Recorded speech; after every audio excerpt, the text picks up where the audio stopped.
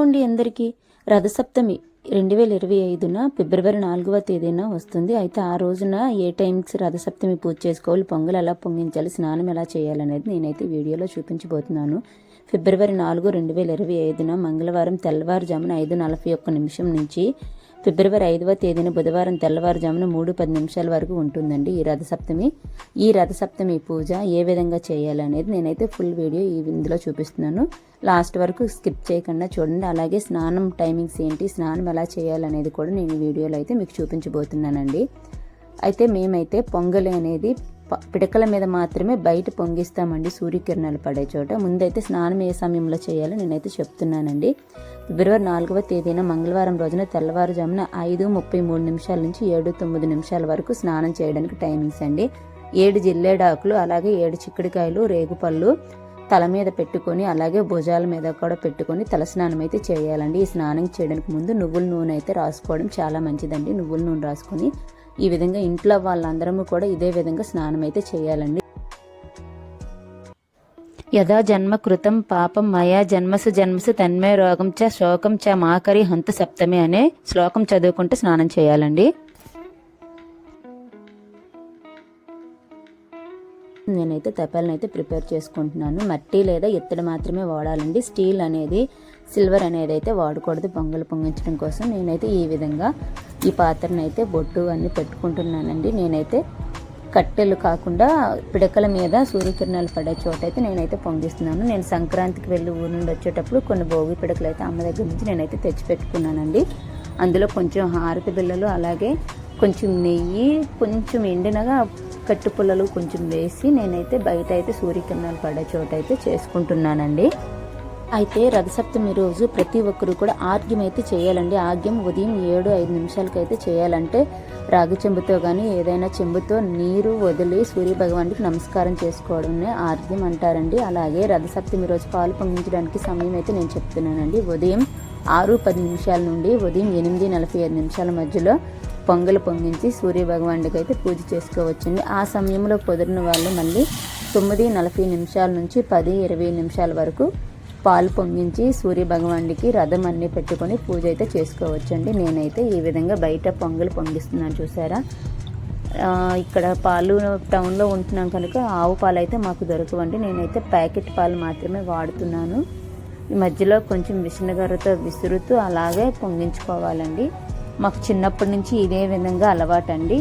అలానే ఈ పొంగలు పొంగేటప్పుడు మనము రైస్ అయితే నేను ఊరు నుంచి తెచ్చుకుంటానండి. ధాన్యం నుంచి వచ్చే వడ్లు ఉంటాయి కదండి, ఆ బియ్యం అనమాట. నేను ప్యాకెట్ రైస్ కాకుండా కొత్త రైస్ ఉంటాయి కదా, పండగకి వెళ్ళేటప్పుడు పెద్దల కోసం చేస్తారు, ఆ రైస్ తెచ్చుకుంటానండి.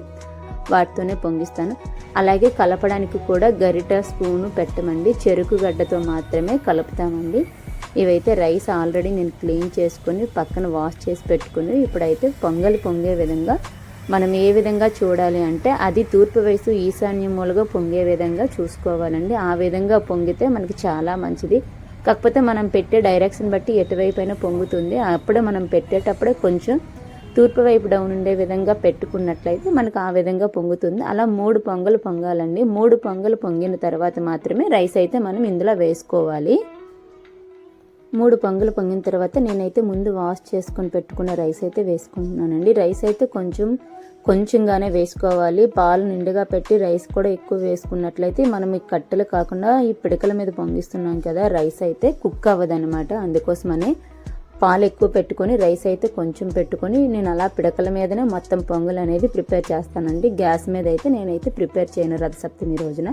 పొంగల్ ఒకవైపు అవుతుంది, ఈలోపు పూజకి టైం అవుతుంది కదా అనేసి గోధుమ దీపం కోసం నేనైతే రెడీ చేసుకుంటున్నానండి. సూర్యభగవానికి రథసప్తమి రోజు లేదా మాఘ ఆదివారాల్లో గోధుమ దీపం పెడితే చాలా మంచిదండి. ఈ విధంగా ఒక ప్లేట్ని శుభ్రం చేసుకొని దాంట్లో 7 జిల్లేడాకులు పెట్టుకోవాలండి. ఈరోజు మనం ఏం చేసినా 7 సంఖ్య అయితే మనకి అది కంటిన్యూ అవుతుంది అనమాట. 7 జిల్లేడాకులు శుభ్రం చేసి గంధము కుంకుమ బొట్లు పెట్టుకున్న తర్వాత అందులో 3 లేదా 5 లేదా 7 గుప్పిళ్ళు గోధుమలు అయితే తీసుకోవాలండి. ఆ గోధుమల్లో మనం ఈ విధంగా పెద్ద ప్రమిద తీసుకోవాలండి. ఎందుకంటే 7 ఒత్తులు అంటే 7 2 వేస్తాం కనుక 14 ఒత్తులు ఉంటున్నాయి కనుక మనం పెద్ద ప్రమిద పెట్టుకోవాలి. ఈ విధంగా 2 ప్రమిదలను అయితే బొట్లు పెట్టుకొని క్లీన్ చేసి పెట్టిన తర్వాత అందులో ఆవు నెయ్యి లేదా నువ్వుల నూనె వాడినా చాలా మంచిదండి. అది కూడా దొరకని వాళ్ళు కొబ్బరి నూనెతో అయినా ఈ విధంగా దీపంకి అయితే రెడీ చేసుకోవచ్చండి. నేను 7 ఒత్తులను అయితే వేసుకుంటున్నాను. 7 అంటే ఒక్కొక్క ఒత్తు 2 ఒత్తులుగా కనుక అది 14 అవుతున్నాయి. కాకపోతే మనకి 7 ఒత్తులు అనమాట. 7 జిల్లేడాకులు అలాగే 7 ఒత్తులు, 7 దీపారాధన అనేది ప్రధానమండి. మనం ఈరోజు సూర్య భగవానుడికి ఏం చేసినా 7 సంఖ్య అనేది మనకి రిపీటెడ్గా వస్తుంది రథసప్తమి రోజునైతే. అలాగే సూర్య భగవానుడికి ఎరుపు పుష్పాలు అయితే చాలా ఇష్టం అండి. అతనికి ఇష్టమైన రంగు ఎరుపు. సో ఎరుపు రంగు మందార పువ్వులు అయితే ముందు రోజే మనం ఇంట్లో మొగ్గలు తెచ్చి పెట్టుకుంటే మనకి పూజకైతే ఉపయోగపడుతుందండి. ఇదైతే గోధుమ దీపంకి అయితే రెడీ చేసుకున్నాను. ఇంట్లో పొంగల్ దగ్గరికి మళ్ళీ వెళ్దామండి.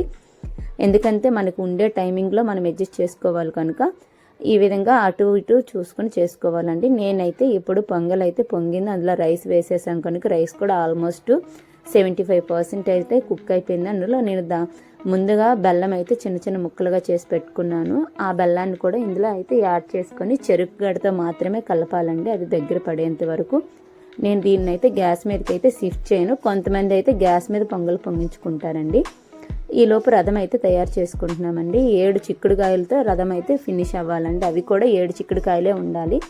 ఆ పుల్లలు అనేవి ఏవైనా చీపురు పుల్లలు కానీ ఏదో ఒక విధంగా మనం అన్నీ ఒక సైజులో కట్ చేసుకుని 7 చిక్కుడుకాయలతో ఈ విధంగా రథం అయితే తయారు చేసుకుంటున్నానండి. పొంగల్ ఒకవైపు అక్కడ ప్రిపేర్ అవుతుంది, పూజకి టైం అవుతుంది కదా అని నేనైతే ఈ విధంగా అన్నీ సెట్ చేసుకుంటున్నాను. రథం కోసం అయితే నేను షార్ట్ వీడియో కూడా అప్లోడ్ చేస్తాను నా ఛానల్లో, వాచ్ చేయండి. 7 చిక్కుడుకాయలు అయితే కంపల్సరీగా ఉండాలండి, అవి కూడా చూసుకోండి. ఈ విధంగా రథం ప్రిపేర్ అయిన తర్వాత ఈ రథానికి కూడా గంధం అలాగే కుంకుమ బొట్లతో అలంకరణ అయితే చేసుకోవాలండి. ఎరుపు రంగు మందార పువ్వులు అయితే ముందు రోజే మనం ఇంట్లో మొగ్గలు తెచ్చి పెట్టుకుంటే మనకి పూజకైతే ఉపయోగపడుతుందండి. ఇదైతే గోధుమ దీపంకి అయితే రెడీ చేసుకున్నాను. ఇంట్లో పొంగల్ దగ్గరికి మళ్ళీ వెళ్దామండి. ఎందుకంటే మనకు ఉండే టైమింగ్లో మనం అడ్జస్ట్ చేసుకోవాలి కనుక ఈ విధంగా అటు ఇటు చూసుకొని చేసుకోవాలండి. నేనైతే ఇప్పుడు పొంగల్ అయితే పొంగింది, అందులో రైస్ వేసేసాం కనుక రైస్ కూడా ఆల్మోస్ట్ 75% అయితే కుక్ అయిపోయింది. అందులో నేను ముందుగా బెల్లం అయితే చిన్న చిన్న ముక్కలుగా చేసి పెట్టుకున్నాను. ఆ బెల్లాన్ని కూడా ఇందులో అయితే యాడ్ చేసుకొని చెరుకు గడతో మాత్రమే కలపాలండి, అది దగ్గర పడేంత వరకు. నేను దీన్ని అయితే గ్యాస్ మీదకి అయితే షిఫ్ట్ చేయను. కొంతమంది అయితే గ్యాస్ మీద పొంగల్ పొంగించుకుంటారండి. ఈలోపు రథం అయితే తయారు చేసుకుంటున్నామండి. 7 చిక్కుడుకాయలతో రథం అయితే ఫినిష్ అవ్వాలండి. అవి కూడా 7 చిక్కుడుకాయలే ఉండాలి. ఆ పుల్లలు అనేవి ఏవైనా చీపురు పుల్లలు కానీ ఏదో ఒక విధంగా మనం అన్నీ ఒక సైజులో కట్ చేసుకుని 7 చిక్కుడుకాయలతో ఈ విధంగా రథం అయితే తయారు చేసుకుంటున్నానండి. పొంగల్ ఒకవైపు అక్కడ ప్రిపేర్ అవుతుంది, పూజకి టైం అవుతుంది కదా అని నేనైతే ఈ విధంగా అన్నీ సెట్ చేసుకుంటున్నాను. రథం కోసం అయితే నేను షార్ట్ వీడియో కూడా అప్లోడ్ చేస్తాను నా ఛానల్లో, వాచ్ చేయండి. 7 చిక్కుడుకాయలు అయితే కంపల్సరీగా ఉండాలండి, అవి కూడా చూసుకోండి. ఈ విధంగా రథం ప్రిపేర్ అయిన తర్వాత ఈ రథానికి కూడా గంధం అలాగే కుంకుమ బొట్లతో అలంకరణ అయితే చేసుకోవాలండి. అలాగే ఎరుపు పువ్వులు చెప్పాను కదండి, మందార పువ్వులు, ఆ పువ్వులనే కూడా ఈ రథానికి కూడా అలంకరణ అయితే చేసుకోవాలండి.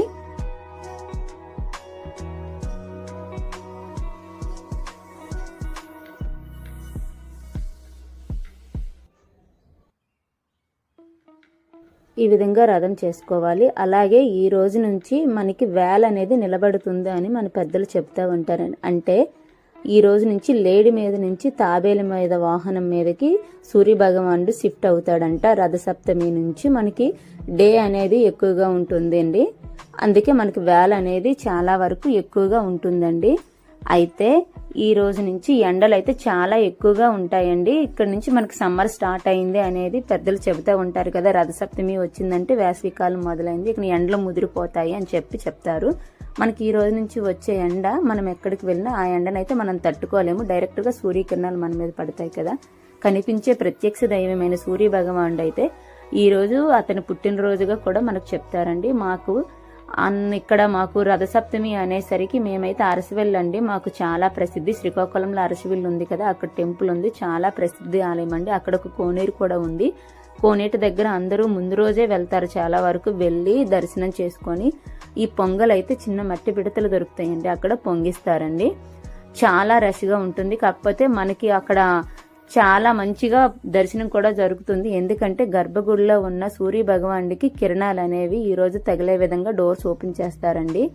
అందుకే ఈరోజు చాలా స్పెషల్ అనమాట. అక్కడ నేనైతే పూజ కోసం అయితే ఈ విధంగా రథాన్ని అయితే ముగ్గు వేసుకుంటున్నాను. ఒక పీటను పెట్టుకుంటున్నాను. ముందు చూపించిన పీట అయితే నాకు ఆ బాల్కనీలో సరిపోదనమాట. అందుకే చిన్న పీటను అరేంజ్ చేసుకుంటున్నాను. రథం ముగ్గు అయితే కంపల్సరీగా వేయాల్సి ఉంటుందండి. సూర్య భగవాని రథం అనేది మనం ఈ విధంగా వేసుకుంటున్నాము. నేనైతే మధ్యలో సూర్య భగవాన్ని ఈ విధంగా వేసుకున్నాను, చూసారా. ఈ విధంగా రథం ముగ్గు వేసుకొని ఈ పీటనైతే గంధము అలాగే కుంకుమ బియ్యం పిండితో బొట్లు కూడా పెట్టుకోవాలండి.